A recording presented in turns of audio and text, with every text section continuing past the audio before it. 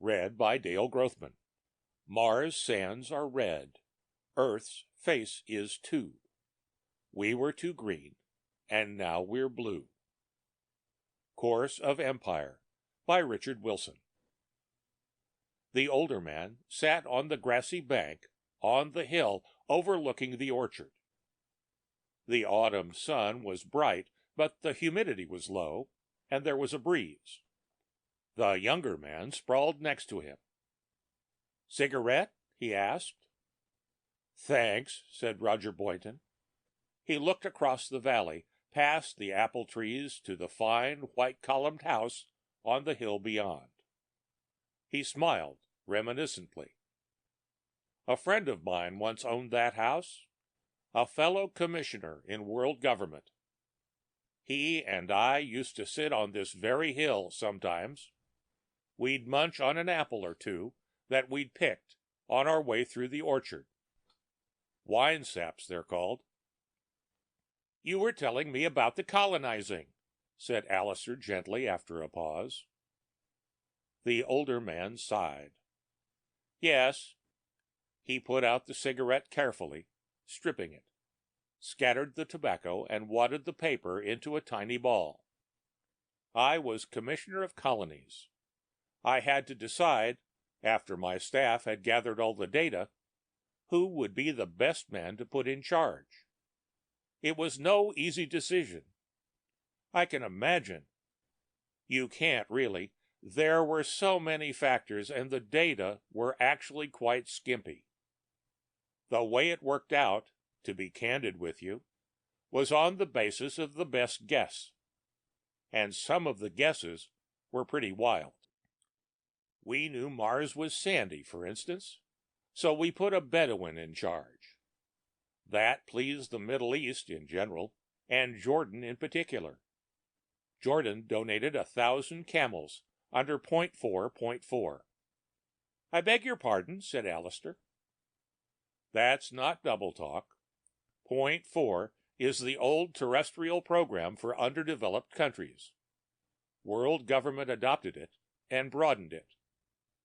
Mars is the fourth planet, so—" He traced 4.4 in the air, stabbing a finger at the imaginary point.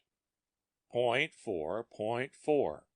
It was undoubtedly somebody's little whimsy at the beginning, but then it became accepted for the descriptive term that it was. "I see." The younger man looked vague. He stubbed out his cigarette carelessly, so that it continued to smolder in the grass. "Venus was the rainy planet," Boynton said, looking with disapproval at the smoking butt, though he did nothing about it. "So we put an Englishman in charge. England sent a crate of alligators." The young man looked startled. "Alligator raincoats," Boynton said. "Things weren't very well organized. Too many things were happening too fast. There was a lot of confusion, and although the countries wanted to do what was best, no one knew exactly what that was. So they improvised as best they could on the basis of their little knowledge." "Wasn't it a dangerous thing?" "A little knowledge? No, not dangerous, just inefficient. Then there was Jupiter. We didn't bother about Mercury, although for a time there was some uninformed talk about sending an equatorial African to do what he could." "Who went to Jupiter?" Alistair asked. "The United States clamored for Jupiter and got it. The argument was that the other planets would be a cinch to colonize because of their similarity to Earth, but that Jupiter needed a real expert because it had only its surface of liquid gas and the red spot." "What's that?" "I'm sorry. I forgot you were just a youngster when all of this was going on. The red spot is the Jovian space platform.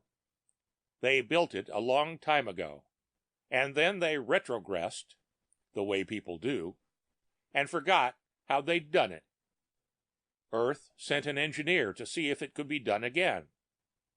The spot was pretty overpopulated, and no real job of colonization could be done until we built one more.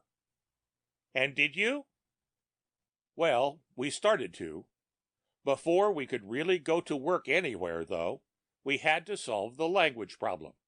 An Australian went to work on that. He'd had a background in Melanesian Pidgin, and if anyone was suited to the job of cross-breeding 4 languages into one, he was. 4 languages?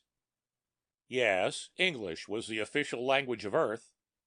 Then there was Martian, Venusian Chat-Chat, and Spottian. It was a queer amalgam, but it could be understood by everyone, more or less. So that's where it came from. Chicka up chat too much, eh? Interplanetary bêche de mer.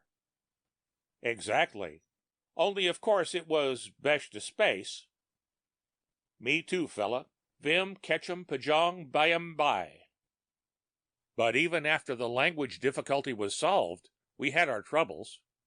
They already had camels on Mars, for instance, and the Martians were amazed when we brought in more, particularly because theirs were wild and semi-intelligent, and the first thing the Martian camels did was come over and liberate their brothers from Earth.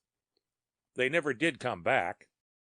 Same sort of thing with the raincoats on Venus. It doesn't rain down there, as we know now. It sort of mists up from the ground, soaks up under the raincoat in no time. These were just petty annoyances, of course, but they were symptomatic of the way our half-baked plan operated. You didn't know about the people of Ganymede then? No, we were so busy trying to build another red spot that we never did get to Jupiter's satellites. Oh, it was partly a matter of appropriations, too.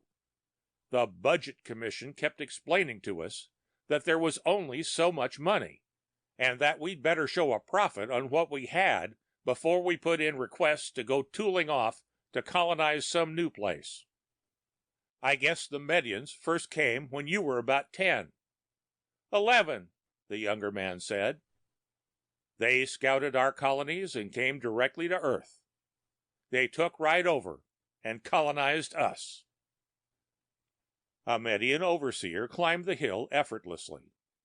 He was tall and tentacled, and the breathing apparatus over his head gave him the appearance of a mechanical man. Keeg, Penis, the Median said. You two fella all same chat too much. Befava belong work, he stop long orchard pick 'em apple. The 2 men stood up and obediently walked down the hill toward the apple orchard. Why does he have to talk to us in that pidgin? The young man asked. They all speak English as well as you and I do. It's insulting. That's why they do it, I think, said Boynton, the former commissioner of colonies.